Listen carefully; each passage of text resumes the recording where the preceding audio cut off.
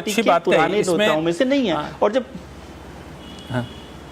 बिल्कुल आपकी बात से एक लाइन मुझे याद आ गई कि रतन टाटा जी अभी गुजरे थे तो उनकी एक बात बड़ी फेमस हुई थी सोशल मीडिया पे कि अगर जल्दी पहुंचना है तो अकेले चलो और ज़्यादा दूर तक चलना है तो साथ लेके चलो। तो ये शायद भाजपा की रणनीति है कि लंबे समय तक चलना है, लंबी दूरी तय करनी है तो सबको साथ लेके चलिए। सतीश के सिंह साहब, ये एक सवाल जो सज्जन जी ने उठाया वो बड़ा इंपॉर्टेंट है कि जो गठबंधन हम कर लेते हैं नेतागण आपस में मिल करके, वो जमीनी स्तर पे कार्यकर्ताओं के बीच में गठबंधन होगा क्या? मिसाल के तौर पर क्या एकनाथ शिंदे के पार्टी के कार्यकर्ता या उनके वोटर भाजपा के प्रत्याशी को वोट देंगे? क्या भाजपा के कार्यकर्ता एकनाथ शिंदे के प्रत्याशी को वोट देंगे उस गठबंधन के हिसाब से? ये एक बड़ा चैलेंज होगा। वैसे ही आप दूसरे पार्टी की बात करें, अजित पवार के गुट का, तो वही हाल वहां भी है। अजित पवार में तो लोग बता रहे हैं कि जिला स्तर के आधे से ज्यादा नेता लोग छोड़ के चले गए वापस असली पार्टी में।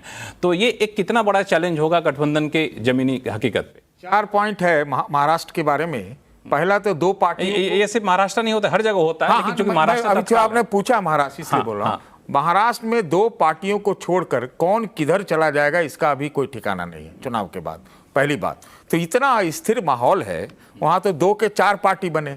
अब आपने कहा कि जमीनी स्तर पर एकनाथ शिंदे आज बीजेपी के ध्वजवाहक हैं और उनके लोग भी होंगे, जितने भी लोग हैं, और भाजपा के पास भी कोई अल्टरनेटिव नहीं है बल्कि एकनाथ शिंदे को मुखौटा बना के आगे लेके चलना।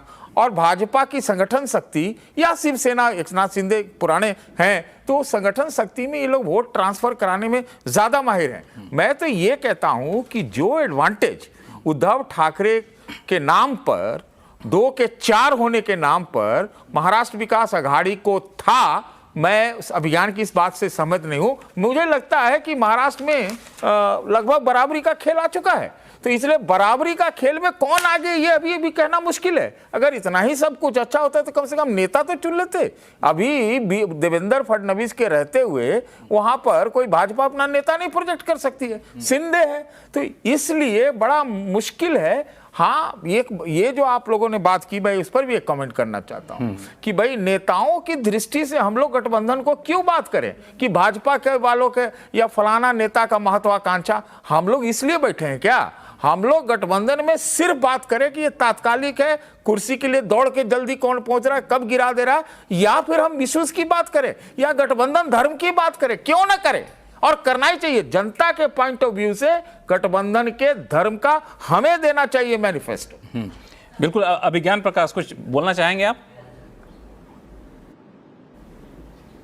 हाँ, 2-3 बातें। मैं सतीश को सुन रहा था। सतीश ने जो कमेंट किया मेरी बात पर, मैं भी उससे ना इत्तेफाकी रखता हूं। पहला पॉइंट है मेरा, अब जरा समझिए, 0 टॉलरेंस ऑन करप्शन की बात करने वाले, सार्वजनिक तौर पर अजीत पवार पर सवाल उठाने वाले प्रधानमंत्री नरेंद्र मोदी, सबसे लोकप्रिय नेता इस तरफ के, अब वो अपने कंधे पर बैठा के अजीत पवार को महाराष्ट्र में घूमेंगे।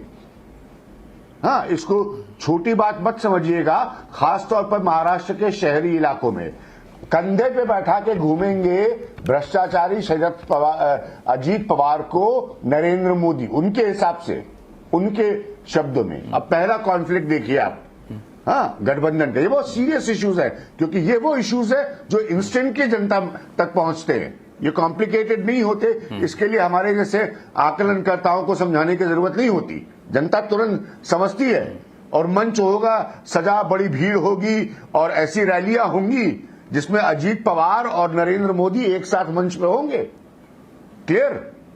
मैं जानता हूं ना कितना कॉम्प्लिकेटेड है महाराष्ट्र। दूसरी चीज क्या है कि आपने चूंकि अपना फेस खो दिया, मतलब आपने बनाया तो जरूर, आपने भाषण तो एक बार जरूर दिया, दिल्ली में नरेंद्र, मुंबई में देवेंद्र, लेकिन वो देवेंद्र तो कुछ कर नहीं पाए। अब उसी मंच पर एक दूसरी तरफ होगा एकनाथ शिंदे, यानी कि 2 वोट खींचने वाले प्रमुख चेहरे ऐसे होंगे जो आपके नहीं होंगे, अर्थात भारतीय जनता पार्टी के नहीं होंगे। इमेजिन द इम्पैक्ट, इसका प्रभाव समझिए काडर के ऊपर उस राज्य में जहां पर नागपुर में आरएसएस बसती है। समझिए, ये बड़ी बारीक पॉइंट्स में बता रहा हूं कौन से कैसे मुख्यमंत्री बने हैं पिछले 40 सालों में महाराष्ट्र में, मैं वो भी बता सकता हूं, और उन इक्वेशंस में। तो ये चैलेंजेस जो है, इसको बैलेंस आउट बीजेपी की सिर्फ सेंट्रल लीडरशिप कर सकती है, और कोई नहीं कर सकता।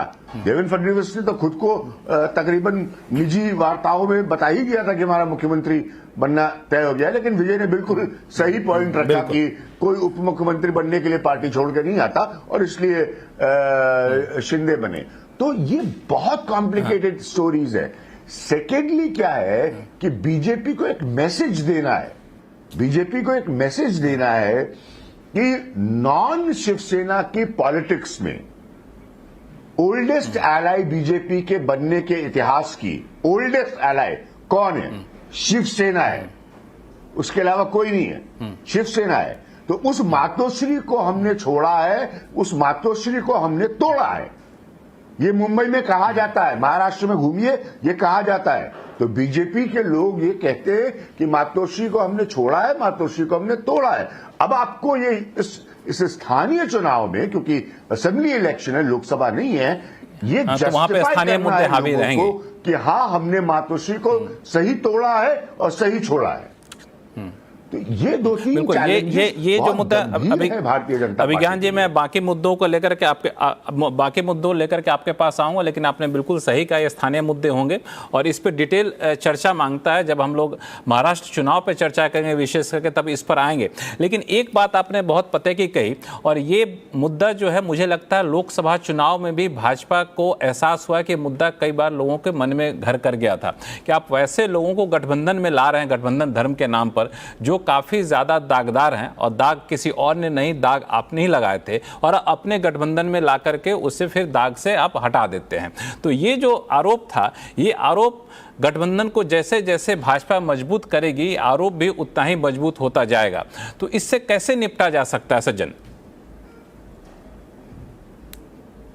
नहीं, देखिए लक्ष्मण जी, इसमें हम ये भी देखें कि एक तो बहुत ही आइडियल फ्रेम होता है कि अजीत पवार, जिनको सबसे ज्यादा भ्रष्टाचार का प्रतीक माना जाता था, असम में हेमंता बिश्वा शर्मा जब तक नहीं आए थे उनको माना जाता था, वो बातें एक आदर्शवादी तौर पे सही है, लेकिन व्यवहारिक तौर पे हर पार्टी नहीं, आदर्शवादी तौर पे सही नहीं है। आदर्शवादी नहीं सज्जन, मैं ये कह रहा हूं कि आदर्शवादी ही नहीं, आप भाजपा के लोगों से भी बात करेंगे तो वो भी बताएं कि ये जो फैक्टर था, ये लोकसभा चुनाव में बहुत लोगों के घर कर गया था, लोगों को में इस बात को लेकर विरोध था, तो ये आदर्श नहीं था। नहीं, वो बहुत सारे फैक्टर्स में एक फैक्टर था। मैं जो बात कहना चाहता हूँ, आप देखिए, बिल्कुल बीजेपी की दुविधा क्या है? दुविधा यह है कि महाराष्ट्र में, जैसा कि अभिज्ञान जी भी कह रहे थे, बहुत कॉम्प्लिकेटेड है क्षेत्र। आप विदर्भ, मराठवाड़ा, पश्चिम महाराष्ट्र, उसके वाले खानदेश से लेके मुंबई और कोंकण, हर क्षेत्र में वहां की जातीय समीकरण, उसकी अपनी जटिलताएं हैं। लेकिन बीजेपी की लिमिटेशंस क्या है? पहली तो ये है कि उनके पास कोई भी 21% के तकरीबन मराठा कम्युनिटी मानी जाती है, कोई एक बड़ा मराठा चेहरा नहीं। और खासकर पश्चिम महाराष्ट्र में नासिक से लेकर नीचे कोल्हापुर तक आप चले जाएं, कोई ऐसा लीडर नहीं है। अब वहां पे शरद पवार जब उनको मोबिलाइज करें, जैसा कि हुडा हरियाणा में जाटों को कर रहे थे, तो निश्चित तौर पर बीजेपी चाहेगी कि उनके पास अपने नहीं तो कुछ सरोगेट मराठा लीडर आए। अब उसमें एकनाथ शिंदे, थाने, कल्याण से लेके पश्चिम महाराष्ट्र में अजीत पवार जो भी वो टेंट कर सके, ताकि वो कंसोलिडेशन ना हो। दूसरा क्या है, इनके पास माधव अलायंस है, ठीक है, माली है, धनगर है, वंजारा है, जो ओबीसी के तमाम कम्युनिटी हैं, गैर महार जो दलित कास्ट है, और बाकी मिडिल।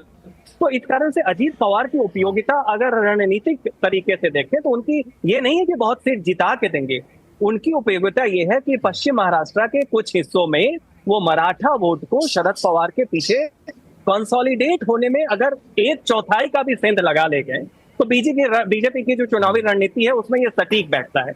इस कारण से हमें लगता है कि, और दूसरी बात देखिए, लोकसभा चुनाव में एक पैन स्टेट नैरेटिव था कि संविधान बदल देंगे, दलितों में था, मराठा कुनबी एक हो गए थे, रूरल महाराष्ट्र कुछ सफेद प्याज लाल प्याज गुजरात वर्सेस जिसमें आ गया था। विधानसभा चुनाव भी, जैसा पहले भी सब लोगों ने कहा है, हाईली लोकलाइज्ड है। 288 की 288 स्ट्रेटेजी और इक्वेशन इसमें होगी। लेकिन एक चीज मुझे लगता है कि अजीत पवार शायद उतने भी इनइफेक्टिव नहीं होंगे जितने लोकसभा में रहे, क्योंकि पश्चिम महाराष्ट्र में अगर आपको शरद पवार के अजीत पवार एक एग्जाम्पल था, एक उदाहरण था। बेसिकली इस उदाहरण के जरिए एक ब्रॉडर पर्सपेक्टिव को पेश करने की कोशिश हम लोग कर रहे हैं, जो अभिज्ञान भी कर रहे थे। इसमें सतीश जी एक सवाल आपसे पूछूंगा कि गठबंधन में अक्सर जो सबसे बड़ी पार्टी होती है, जो नेतृत्व कर रही पार्टी होती है, अपने हितों को कुछ हद तक छोड़ते हुए जाती है, लेकिन उस किस सीमा तक छोड़ेगी ताकि अपनी आइडेंटिटी भी वहां धूमिल ना हो जाए। तो भाजपा के लिए कितना बड़ा चैलेंज होगा, क्योंकि हमने देखा कि आप यूसीसी के मुद्दे पर देखें तो भाजपा लगभग बैकफुट पे चली गई जब लगा कि गठबंधन के साथ हमें रहना है। बहुत सारे फैसलों को टाल दिया गया भाजपा की तरफ से, लेकिन तब भी लगता है कि पिछले दरवाजे से कोशिश भाजपा जरूर कर रही है कि हमारा अपना जो कोर वोटर है या फिर हमारा जो अपना कलर है वो कहीं से धूमिल होता ना दिखे। अब बिहार में देखिए गिरिराज सिंह ने जो हिंदू स्वाभिमान यात्रा निकालने का ऐलान किया, तो वहाँ भी गठबंधन ने, जदयू ने वहाँ पे आंखें दिखा दी कि भाई संविधान की रक्षा करना पहला जरूरी है। फिर बाद में